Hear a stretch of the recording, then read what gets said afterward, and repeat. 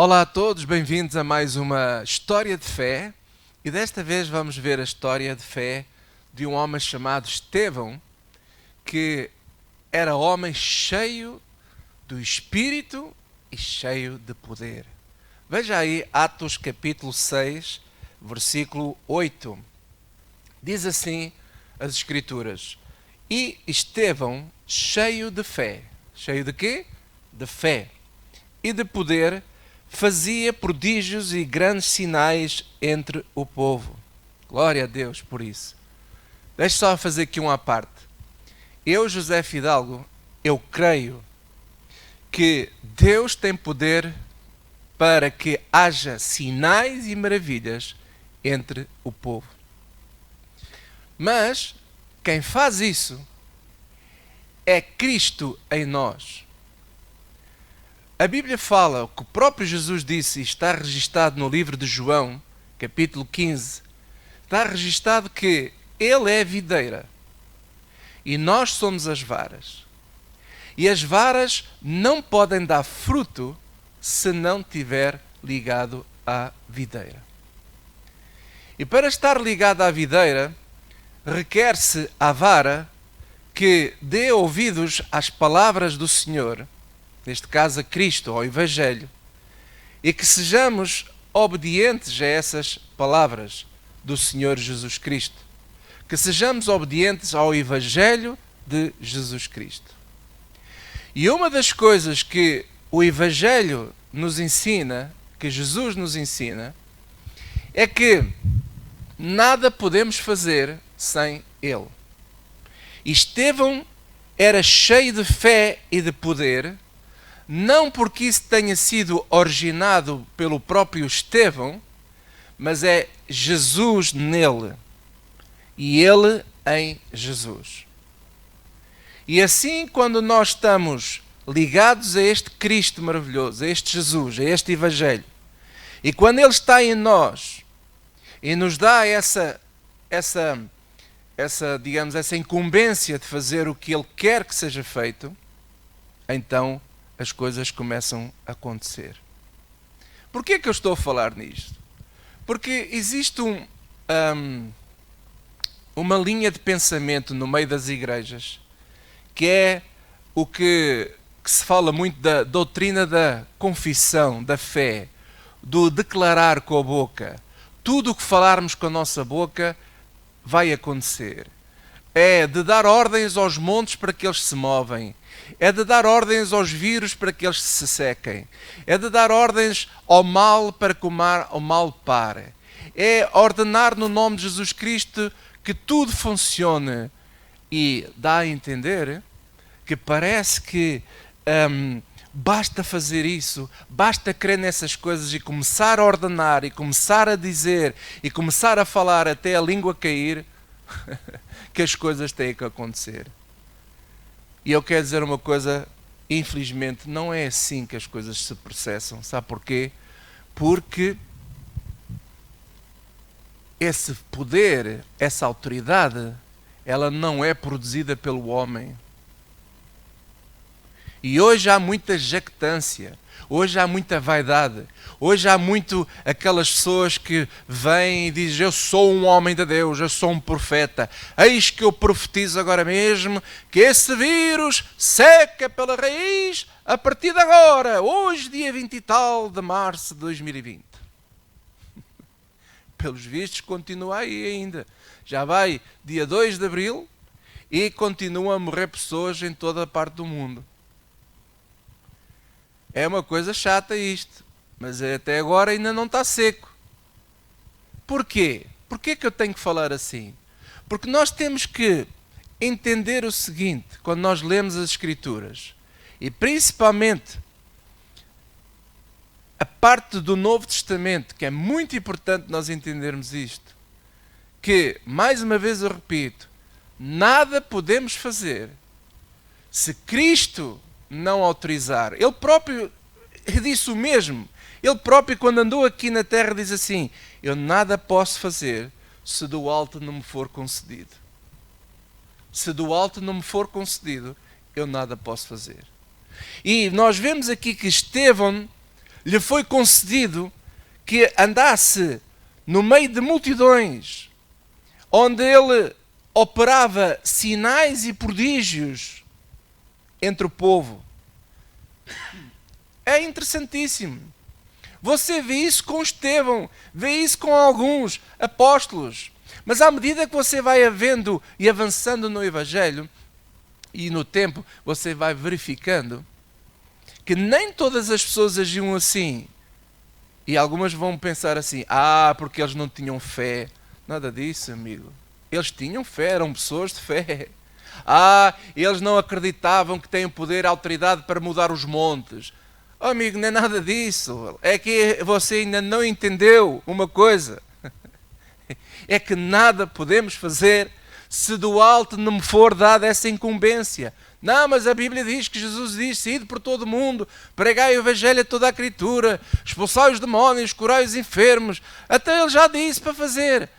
É impressionante como é que é incrível como é que as pessoas pegam em certas passagens da Bíblia, isolam de todo o contexto geral e depois fazem disso doutrina, que é o que Paulo fala, doutrina de homens. Se assim fosse tão linear, então por que não já o pessoal que crê assim não se põe no terreno já a mandar com que este vírus seque pela raiz? Por favor, eu peço a esse pessoal, mande já secar o vírus. Irmãos, nós temos que aprender aqui algo com esta passagem, com esta história de Estevão. Estevão, volta a repetir, versículo 8, cheio de fé e de poder, fazia prodígios e grandes sinais entre o povo. Entretanto, levantou-se a oposição. Levantaram-se alguns que eram da sinagoga chamada dos libertinos, e dos sirineus, e dos alexandrinos, e dos que eram da Cilícia e da Ásia, e disputavam com Estevão. Estevão estava diante de uma disputa com pessoas, absolutamente pessoas bem avançadas intelectualmente.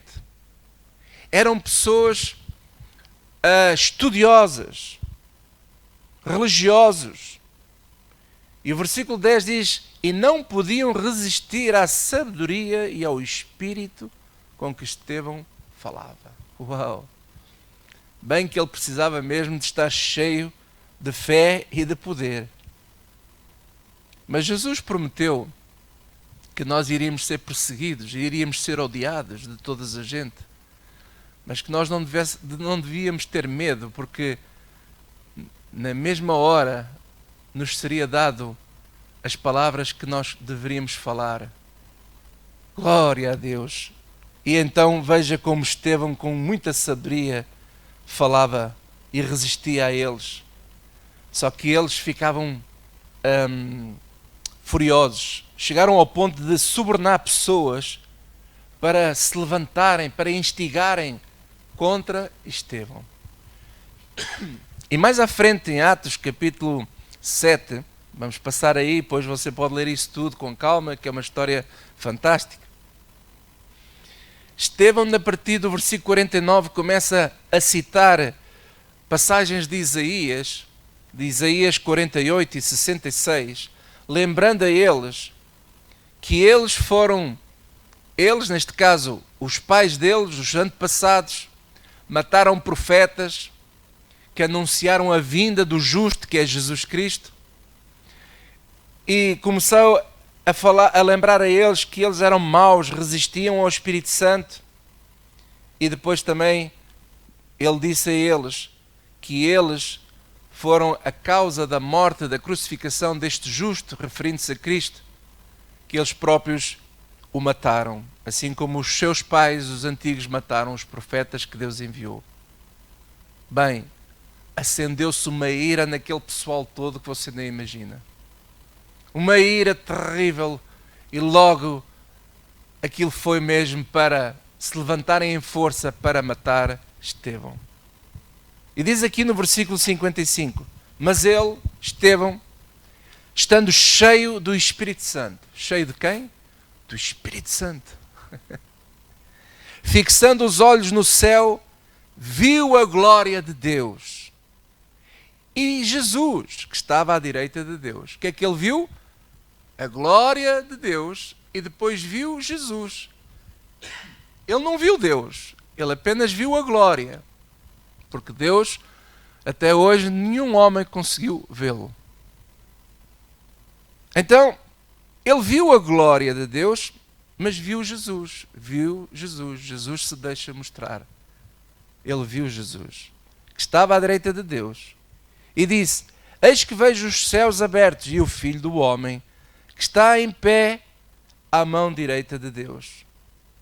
Mas eles gritaram com grande voz, taparam os seus ouvidos, arremeteram unânimes contra ele, expulsando-o da cidade, o apedrejavam. E as testemunhas depuseram os seus vestidos aos pés de um mancebo chamado Saulo, que mais tarde se tornou o apóstolo Paulo. Saulo estava lá, porque ele era o chefe daquela gente toda que perseguia, na altura, os discípulos de Jesus Cristo. Versículo 59, e apedrejaram a Estevão, que em invocação dizia: Senhor Jesus, recebe o meu espírito. E pondo-se de joelhos, clamou com grande voz: Senhor, não lhes imputes este pecado. E tendo dito isto, adormeceu, isto é, morreu. O que eu quero dizer a vocês é o seguinte: alguém pode pensar, que história é esta de fé? É uma história de fé. Porque até na morte ela é vencida pela fé. Jesus disse que, Paulo mencionou que a morte é o último inimigo.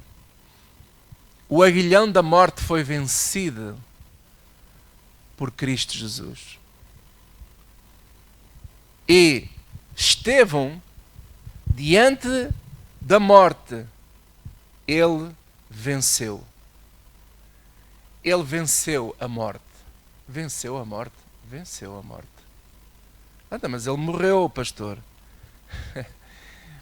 É que a maior parte dos cristãos, infelizmente, ainda não conseguem ver esta grande verdade do Evangelho. É que o Evangelho anuncia a vitória sobre a morte. A morte não é o fim. A nossa morte física não é o fim da linha. Para muita gente que desconhece esta verdade, e estão cheios de medo neste momento, e por isso é este pânico todo no mundo, as pessoas têm medo de morrer. As pessoas não querem morrer cedo. Toda a gente quer morrer bem velhinho. Toda a gente quer aguentar-se ao máximo nesta vida. E até no meio dos cristãos é o mesmo pensamento, porque até em alguns ciclos religiosos, em algumas igrejas, o modo como algumas pessoas morrem é visto como uma vergonha, é visto como uma derrota, é visto como que alguém morreu assim, coitadinho, não tem fé. Nós vemos pessoas que são crentes e que pertencem a uma igreja que morrem de cancro. Quem morre de cancro é visto como uma vergonha. Morreu assim, coitado, não tem fé nenhuma. Alguém morre de um desastre de automóvel, coitado, devia estar em pecado. Alguma coisa não estava correta com a vida dele, porque se morreu assim, é porque alguma coisa estava errada com a vida daquela pessoa. E as pessoas têm estes pensamentos. Alimentam-se com estes pensamentos, fruto de doutrinas de homens, de jactância, de vaidade. Daquela linha de pensamento que eu posso tudo naquele que me fortalece. Eu sou mais que vencedor. Como que você tem que viver uma vida cor-de-rosa a vida toda. E se por acaso não está a viver a vida cor-de-rosa, é porque está em pecado, é porque não tem fé, não andas a ouvir a palavra de Deus, tens que te alimentar mais, tens que ouvir mais a palavra de Deus, tens que ler mais a Bíblia, tens que ir à igreja, tens que sacrificar, tens que dar mais dízimo, tens que dar mais dinheiro, tens que.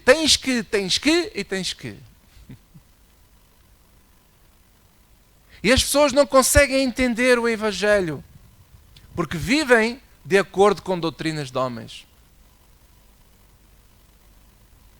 Olha para o Estevão, ele morre apedrejado. Estando ele cheio de fé e cheio de poder, ele podia muito bem ordenar: eu ordeno estas pedras que não me matem.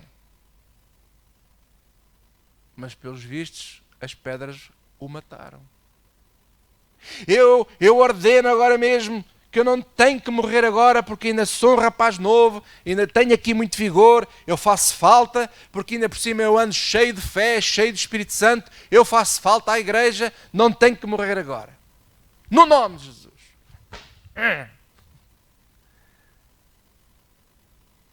Mas o que é facto é que ele morreu. E ele andou no meio do povo operando sinais e maravilhas. Mas não conseguiu operar sinais e maravilhas no dia em que foi apedrejado. Epá, que confusão! Mas o que é que se passa aqui? Lá se vai a doutrina da confissão. Lá se vai a doutrina da expulsão. Lá se vai a doutrina do mudar um monte de um lado para o outro. Os irmãos, infelizmente, alguns, se não, para não dizer muitos, ainda não conseguem ver que o Evangelho de Jesus não é esse Evangelho que as pessoas estão por aí a pregar e a ouvir. O Evangelho de Jesus é diferente. Sabe? Para Deus, o grande drama não é o modo como tu morres, mas é o modo como tu vives. Para Deus não foi nenhum drama Estevão ter sido morto apedrejado. Para muitos, se calhar, foi uma questão de pensar assim: quem é que pecou? O que é que aconteceu aqui para o Estevão? Um rapaz tão bom, como é que é possível? Mas porquê é que Deus não protegeu aquele rapaz? Porquê é que ele... é um rapaz tão fantástico. Não, nós é que fazemos drama pelo modo como nós morremos. Mas para Deus não é nenhum drama o modo como nós morremos. Drama é o modo como nós vivemos, o tempo que Ele permite nos dar aqui para viver. Esse é que é o drama. E quero dizer a vocês que Estevão viveu o tempo maravilhoso, quando ele próprio foi cheio do Espírito Santo, quando ele nasceu de novo pela fé.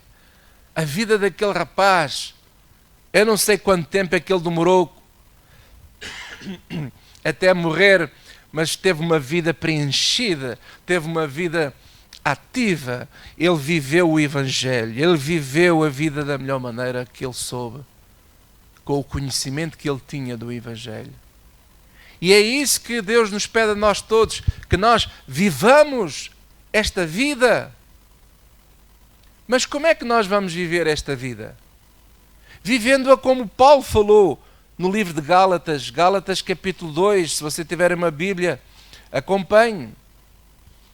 Paulo, em Gálatas 2, dizia assim, versículo 20, já estou crucificado com Cristo e vivo.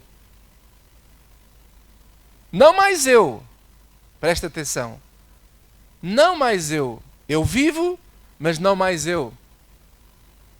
Mas Cristo vive em mim. É assim que nós temos que viver a vida. É o modo como nós vivemos. Então Cristo vive agora em nós. E agora Paulo diz o seguinte: a vida que agora vivo na carne, ainda estou aqui na carne, ainda estou neste corpo, que se vai tornar pó. Mas a vida que agora vivo na carne, Vivo-a, presta atenção, na fé do Filho de Deus, o qual me amou e se entregou a si mesmo por mim. Vivo-a na fé do Filho de Deus. É na fé no Filho de Deus. Então, quando eu estou em Cristo, Cristo está em mim. Sendo eu uma vara, não posso dar resultado nenhum, nem fruto nenhum, se eu não estiver ligado à videira. Então, Estevão nada fazia por ele mesmo. Não era na autoridade dele, não era na ideia dele, nada disso. Era Cristo nele que fazia tudo aquilo. Era Cristo que fazia. Hoje, as pessoas jactam-se muito, vaidosos, porque acham que têm poder para amaldiçoar pessoas, acham que têm poder para fazer parar o sol, para fazer o vento calar-se. Não, é Jesus que faz isso. Quando os discípulos estavam no barco, açoitado pelas ondas, pela tempestade, e eles começaram a gritar e a dizer: ai, por favor, acorda, que ele estava a dormir, acorda, senão morremos todos. E Jesus virou-se para eles: não temais, homens de pouca fé. E depois ele repreende o vento e o mar, e tudo se acalmou. Hoje muitas pessoas pensam assim: está a ver? É isso que temos que fazer. Somos nós que repreendemos o mar e o vento. Não é nada disso. Quando Jesus disse homens de pouca fé, foi porque eles não reconheceram que Cristo, estando no barco, está tudo bem. Quando Cristo está no barco, mesmo que ele esteja a dormir, está tudo bem. Está tudo bem. Porque quem repreende o vento e o mar é Cristo. É Cristo que repreende o vento e o mar sobre a nossa vida. Em relação a este vírus que está aqui a acontecer, meus amados, não somos nós que temos que repreender este vírus. É Cristo. Mas é Cristo se Ele quiser fazer isso. Porque Deus é soberano. Ele é soberano. Então, deixe esse assunto nas mãos de Deus. Ah, pastor, mas as pessoas estão a sofrer, estão a morrer, o que é que a gente faz? Bem, vamos fazer o que está ao nosso alcance. Se amanhã alguém me chamar, se chamar a igreja para ir ao hospital para orar por alguém, eu vou lá orar, não tenho problema em orar. Mas não sou eu que vou curar as pessoas. Não sou eu que tenho poder para amaldiçoar vírus. Eu vou fazer a minha parte. Eu vou lá orar. E o Senhor faz a vontade dele. Se Deus quiser fazer sinais e maravilhas, é Ele que faz. Se Deus quiser levar as pessoas para a sua glória, é Ele que faz também. Porque Ele é que faz tudo. Ele é que é soberano. Até mesmo em relação aos anjos. Existe esta questão. Tens que dar ordem aos anjos para eles trazerem as bênçãos. Mas nós não temos que dar ordens nenhumas. Nós não temos autoridade sobre os anjos. É Deus. A Bíblia diz que Deus é que dá ordens aos seus anjos a nosso respeito. Leiam a Bíblia, por favor. Leiam com atenção.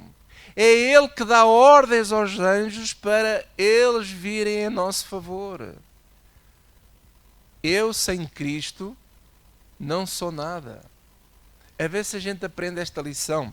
Por exemplo, a Bíblia fala também, as Escrituras falam, que Cristo, nele reside toda a plenitude divina.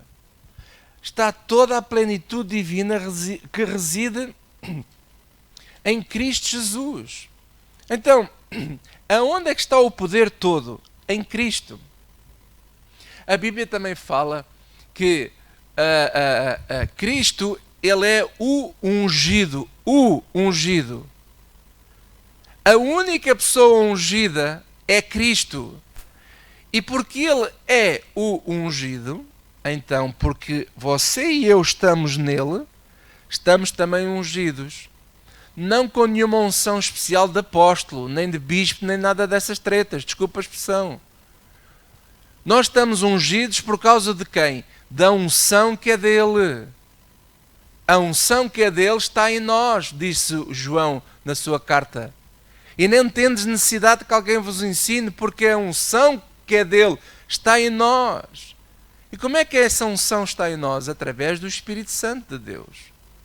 Por isso é que Estevão tinha a unção que não era dele, era a unção que é de Cristo, porque nós estamos nele, então ele está em nós, através do Espírito dele.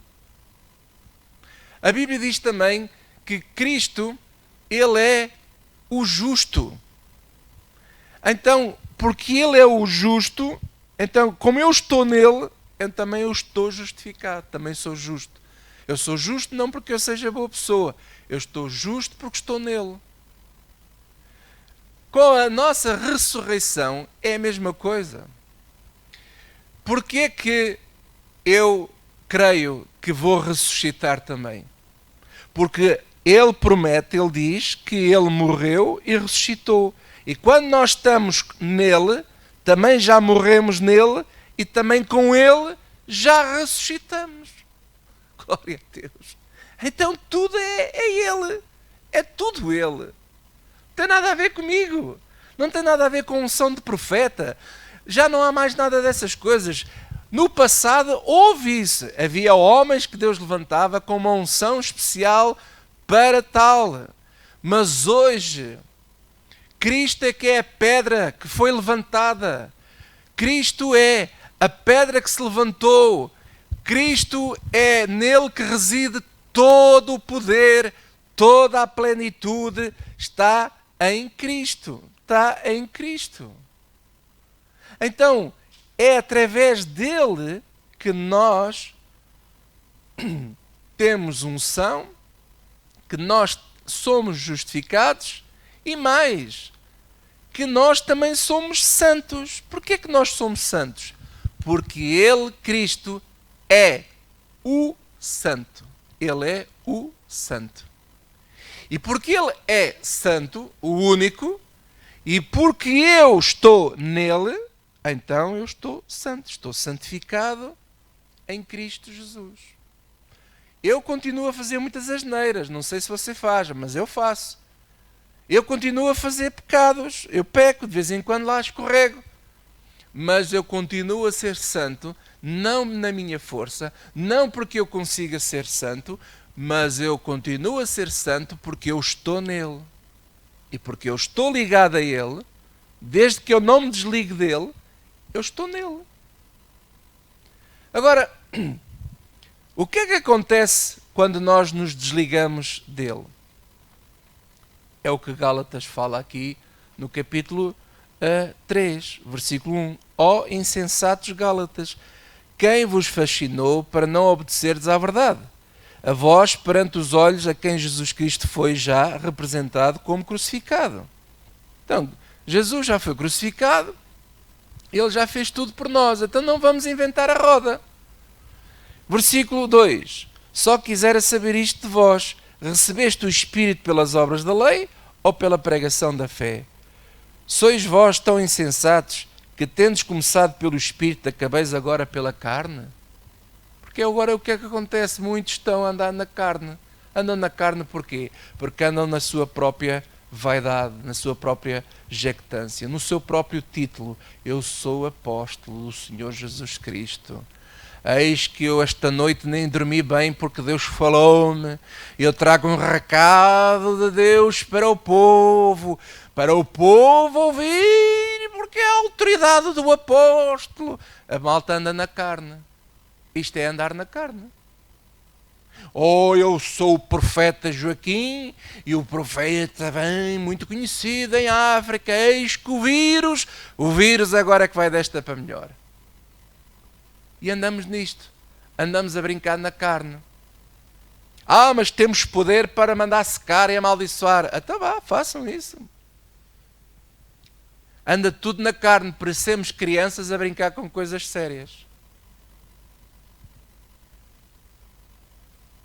Então, o que é que acontece? Versículo 21 de Gálatas 2, agora mais acima, ele diz assim: não aniquila a graça de Deus, não aniquila a graça de Deus. Quando nós começamos a andar na carne, estamos a aniquilar a graça de Deus, estamos a ficar desligados da videira. E nós não podemos fazer nada se não estivermos na videira. Estevão estava na videira. E ele, ao estar na videira, ele andou no meio das pessoas e operou sinais e maravilhas. Glória a Deus. Eu creio nisso. Eu podia contar muitos testemunhos, mas eu não quero entrar por aí. Eu não quero entrar por aí porque eu não quero trazer testemunhos de nada. Nós temos é que viver o Evangelho. Mas há coisas que a videira, se disser assim, agora é a hora de ir para casa. Glória a Deus. Vamos para casa. Agora é a hora de seres apedrejado. Agora é a hora de ficares confinado em casa durante um bom período. Agora é a hora de estares calado e não dizes mais nada. Agora é a hora de o que for. Então vamos obedecer à figueira. Vamos obedecer à figueira, porque eu não tenho força em mim, não há força para combater nada.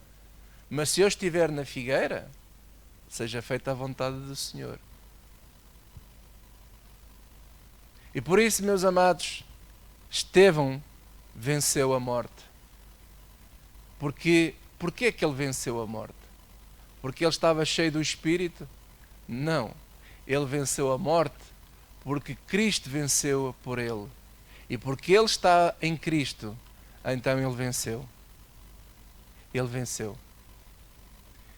Irmãos, isto é só um cliquezinho que precisa de ser feito assim, um plique, a ver se há luz neste entendimento. Porque isto muda tudo. Porque muda tudo.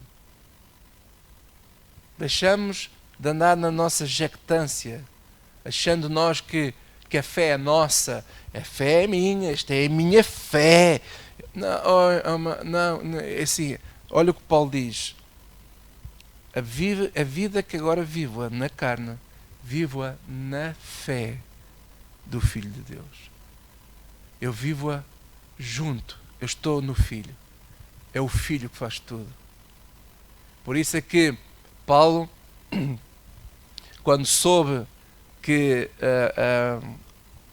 precisava de ir a Jerusalém nos últimos tempos dele, fizeram de tudo, até profetas vieram dizer para ele não ir, mas ele foi na mesma, porque ele sabia que era a vontade da videira ir, e sabemos o modo como ele morreu.